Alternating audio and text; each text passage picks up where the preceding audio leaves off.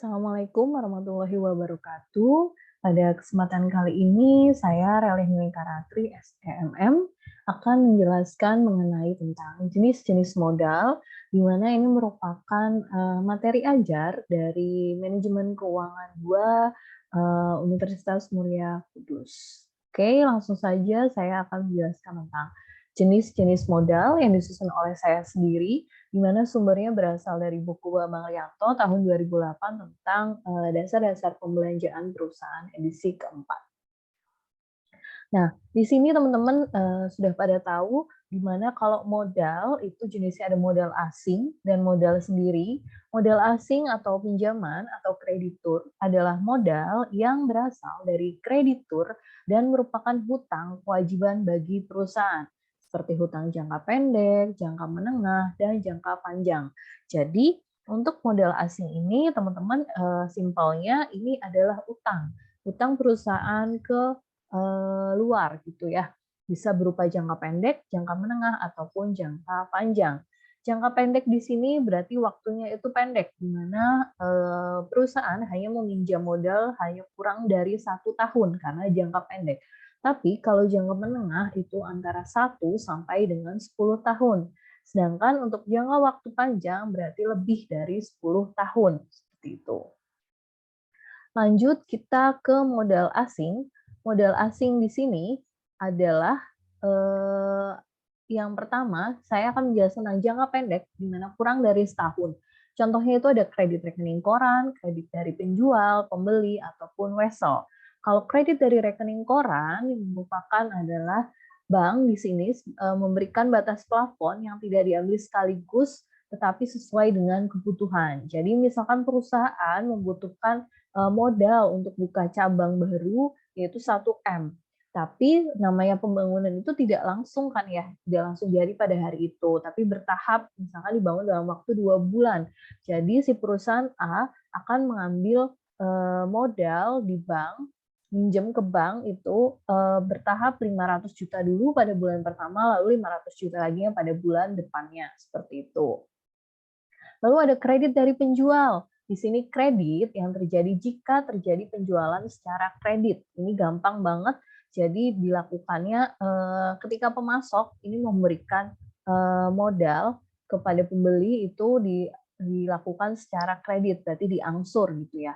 Tapi kalau kredit dari pembeli, berarti di sini kredit yang diberikan perusahaan sebagai pembeli kepada pemasok. Jadi pembeli ngasih utang ke pemasok atau penjual, bisa berupa bahan mentah, dan di sini pembeli itu harus membayar terlebih dahulu. Jadi syaratnya itu harus dibayar terlebih dahulu, tidak bisa diangsur seperti itu. Lalu ada kredit wesel. Ini merupakan kredit yang diberikan kepada perusahaan sebagai pembeli atau buyer dari pemasok. Jadi dibeli dari pembeli ke pemasok. Hampir mirip sama kredit dari pembeli, cuma bedanya di sini dibeli secara sekaligus gitu ya, dibayar terlebih dahulu kalau yang pembeli. Bedanya sama si wesel. Oke, lalu ada modal asing di mana jangka menengahnya itu 1 sampai 10 tahun. Tadi teman-teman sudah tahu yang kurang dari setahun itu jenisnya apa aja. Dan kalau yang 1 sampai 10 tahun itu ada term loan, di mana dibayar dengan angsuran tetap selama periode pinjaman. Jadi biasanya di sini seperti bank-bank syariah ya, di mana angsuran itu tetap ketika pinjam 5 tahun, pinjam 10 tahun, itu angsuran tidak akan berubah setiap bulannya. Sedangkan ada juga modal asing jangka menengah itu leasing. Persetujuan antara dasar kontrak di mana pemilik aktiva atau lessor menginginkan pihak lain atau leases untuk menggunakan jasa dari aktiva tersebut selama periode tertentu dan hak atas aktiva tetap pada lessor. Itu kalau leasing ya, intinya dia menginginkan adanya kontrak antara pemilik sama pihak lain, pemilik aktiva antara pihak lain di periode tertentu dan memiliki hak juga si pihak lainnya itu. Nah, leasing itu teman-teman dibagi menjadi 3, ada sell and leaseback, ada service leases, serta financial leases. Kalau sell and leaseback berarti pemilik aktiva menjual aktivanya kepada leasing atau leasing corporation atau bank, dan bersamaan dengan itu dibuat kontrak leasing untuk menggunakan aktiva tersebut selama suatu periode dengan syarat-syarat tertentu. Jadi di sini kalau sell and leaseback berarti pemilik ini menjual kepada leasing corporate, bisa dalam bentuk bank atau finance gitu ya. Nah, di sini dibuat kontrak, terus juga digunakan selama suatu periode dengan syarat-syarat yang sudah disepakati berdua gitu. Lalu ada service leases, di sini memberikan servis baik mengenai bidang finansialnya maupun mengenai pemeliharaannya. Jadi kalau service leases itu tidak hanya membantu pada modalnya, tapi dia juga membantu pada pemeliharaan atau maintenance si penjualannya. Terus di sini bisa dibatalkan sewaktu-waktu. Yang penting masih dalam waktu berlakunya persetujuan antara si leases dengan si lessor seperti itu. Yang terakhir untuk leasing ada financial leases, di mana bentuk leasing yang tidak memberikan maintenance service, tidak dapat dibatalkan dan harus penuh diangsur. Ini financial leases itu ibaratnya yang paling ribet ya, karena dia tidak dikenakan pemeliharaan, tidak ada maintenance, terus juga nggak bisa dibatalin serta harus diangsur secara full seperti itu. Nah, kita pindah ke model asing jangka panjang yang tadi teman-teman sudah tahu, yaitu jangka panjang itu waktunya panjang, berarti lebih dari 10 tahun. Ada obligasi dan juga ada pinjaman hipotek. Untuk obligasi atau bonds merupakan pinjaman di mana debitur mengeluarkan surat pengakuan hutang yang mempunyai nominal tertentu. Jadi si pinjaman memberikan kepada debitur, ibaratnya bank memberikan kepada debitur itu perusahaan A dengan surat pengakuan hutang gitu dengan nominal tertentu, itu disebut dengan obligasi. Selama masa pinjaman debitur akan memberikan sejumlah bunga yang besarannya tetap. Terus pokok pinjaman akan dikembalikan pada akhir masa pinjaman, jadi dilunasin pada di akhir pinjaman. Kalau pinjaman hipotek itu apa, Bu? Nah, ini merupakan kredit diberikan hak hipotek terhadap suatu barang tidak bergerak. Jadi kayak misalkan gedung, kendaraan, gedung gitu ya, tanah. Nah, agar bila debitur tidak memiliki kewajiban barang itu dapat dijual dan dari hasil penjualannya dapat digunakan untuk menutup tagihannya. Jadi kalau pinjaman hipotek ini ibaratnya dia ngasih pinjaman tapi dengan dengan agunannya itu merupakan barang tidak bergerak seperti itu kayak tanah gitu, terus gedung. Nah, itu bisa dijual sewaktu-waktu apabila si debitur tidak bisa membayar ke kreditur. Nah, obligasi juga ada jenisnya nih teman-teman, ada 3. Ada obligasi biasa, ada obligasi pendapatan, serta ada obligasi yang dapat ditukarkan. Kalau obligasi biasa di sini bunganya itu dibayar tetap ya. Jadi ini rata-rata banyak banget di bank itu menggunakan obligasi di bunganya tetap karena di sini obligasi biasa. Terus tidak memandang debitur memperoleh keuntungan atau tidak. Jadi mau si perusahaannya itu memperoleh keuntungan atau rugi, tapi yang penting dia harus bisa membayar sesuai dengan bunga yang sudah ditetapkan di awal gitu ya. Jadi tetap terus. Tapi kalau obligasi pendapatan di sini bunganya itu dibayar ketika si perusahaan A atau debitur itu mendapatkan keuntungan. Dan di sini kreditur juga memiliki hak kumulatif. Jadi banknya itu memiliki hak kumulatif apabila perusahaan pada tahun tertentu mengalami kerugian gitu ya. Jadi misalkan sewaktu-waktu si perusahaan atau debitur rugi nih, nah, berarti dia nggak bisa bayar. Oke, si kreditur memberikan hak kumulatif kepada si perusahaan agar misalkan dibayar ketika dia untung bulan depan. Gitu. Kalau obligasi biasa kan tidak. Dia nggak mau tahu banknya mau untung mau enggak. Yang penting si perusahaan harus tetap membayar bunga yang sudah disesuaikan di awal. Sedangkan kalau obligasi yang dapat ditukarkan berarti obligasi yang memberikan kesempatan kepada pemegang surat obligasi tersebut untuk pada suatu saat tertentu menukarkan dengan saham dari perusahaan yang bersangkutan. Jadi ini bisa ditukarkan ya kepemilikannya antara kreditur dengan pemilik. Jadi maksudnya antara kreditur dengan debitur itu bisa ditukar kepemilikannya. Ini berarti obligasi yang dapat ditukarkan. Ini memang jarang banget terjadi karena biasanya yang sering terjadi itu di obligasi biasa. Gitu. Nah, ini ada modal sendiri. Tadi kita sudah membahas modal asing ya, teman-teman. Lanjut kita ke modal sendiri. Jenis modal kan ada modal asing dan modal sendiri. Kalau modal sendiri, di sini modal yang berasal dari pemilik perusahaan itu sendiri untuk waktu yang tidak tertentu lamanya. Jadi kalau misal modal asing, yang punya kreditur, yang punya bank, yang punya orang lain, terus perusahaan minjem gitu. Tapi kalau modal sendiri, modalnya itu berasal dari perusahaannya gitu. Jadi waktunya tuh panjang, nggak hanya 10 tahun, nggak hanya 20 tahun, tapi panjang terserah si perusahaan itu. Nah, modal sendiri juga ada 3, teman-teman. Yang pertama, modal saham, yang kedua cadangan, dan yang ketiga laba ditahan atau keuntungan. Sedangkan kalau modal saham, di sini tanda bukti pengambilan bagian dalam suatu PT atau perusahaan yang diterima dari penjualan sahamnya.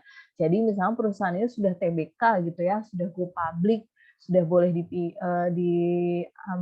dibeli sahamnya sama luar gitu, sama publik. Nah, di sini dia tentu apabila si sahamnya itu dibeli sama orang lain, nah di situ dia akan mendapatkan penjualan. Penjualannya itu bisa masuk ke modal sendiri. Lalu ada cadangan.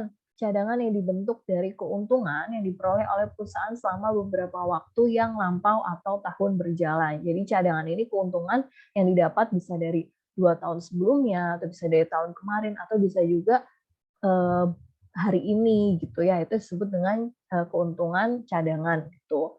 Lalu ada laba ditahan atau keuntungan yang ditahan di sini merupakan perusahaan memiliki penahanan keuntungan namun belum mempunyai tujuan tertentu untuk penggunaan keuntungan tersebut.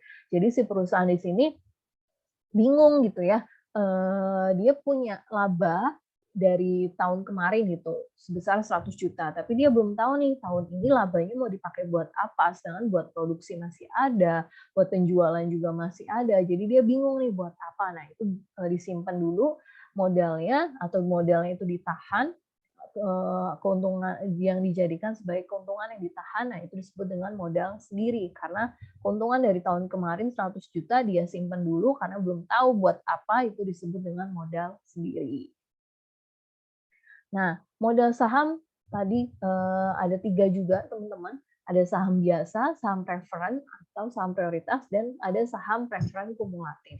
Kalau saham biasa, ini mungkin teman-teman sudah pada tahu, memberikan keuntungan berupa dividen pada saat perusahaan mendapatkan laba, memiliki hak suara. Ini yang tadi saya jelaskan ya.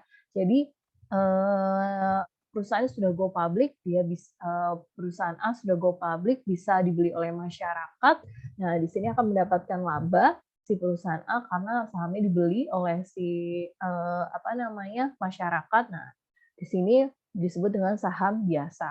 Tapi kalau saham preferen di sini memberikan prioritas terlebih dahulu kepada dividen yang prioritas gitu ya. Jadi misalkan dia punya perusahaan memberikan go public sahamnya itu sebesar 50%.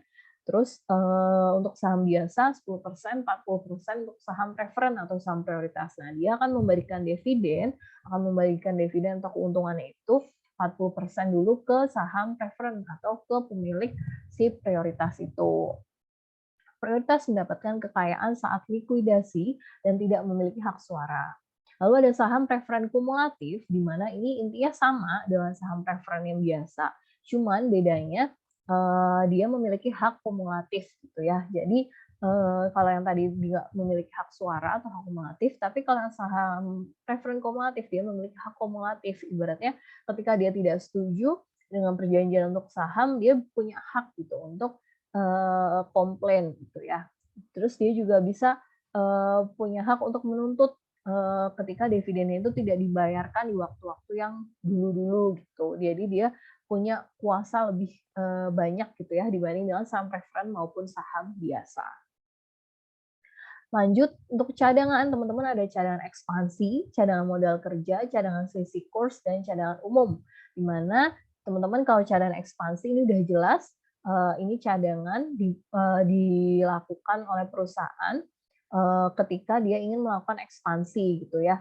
Jadi dia punya cadangan atau punya keuntungan atau punya modal gitu ketika dia untuk ekspansi gitu ya, disimpan ketika dia pengen buka cabang banyak seperti itu.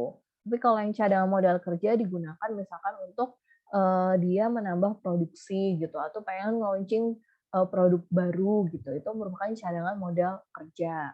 Terus kalau cadangan selisih kurs ini dilihat dari kurs ya, misalkan dia perusahaannya itu ekspor ke luar negeri, misalkan ekspor ke Malaysia gitu. Nah, terus ada kenaikan itu ya, uang ringgit Malaysia. Nah, itu dia apa namanya, ngasih space untuk cadangan selisih kurs gitu. Ketika misalkan si ringgit Malaysianya itu mengalami kenaikan. Jadi biar dia tidak rugi, perusahaannya dia apa namanya, ngasih spare buat cadangan selisih kurs gitu, ngasih ruang buat cadangan selisih kurs gitu. So, dari cadangan umum dia menampung hal-hal tidak terduga. Jadi misalkan kayak sekarang ada COVID, nah perusahaan tidak akan bangkrut atau tidak akan tutup karena dia sudah memiliki cadangan umum, dia memiliki ibaratnya keuntungan atau modal untuk hal-hal yang tidak terduga. Karena misalkan pada saat COVID diumumkan tahun 2020 ya ada COVID, nah terus dia masih bisa bertahan karena dia memiliki cadangan umum, dia memiliki modal untuk hal-hal yang tidak terduga seperti itu. Oke, thank you teman-teman semua. Intinya di sini untuk jenis-jenis modal ada dua, modal asing dan modal sendiri. Modal asing itu tadi teman-teman sudah lihat ada modal asing jangka pendek, jangka menengah, dan jangka panjang. Sedangkan modal sendiri tadi teman-teman sudah lihat ada dari cadangan, dari saham, modal saham, cadangan, serta laba yang ditahan.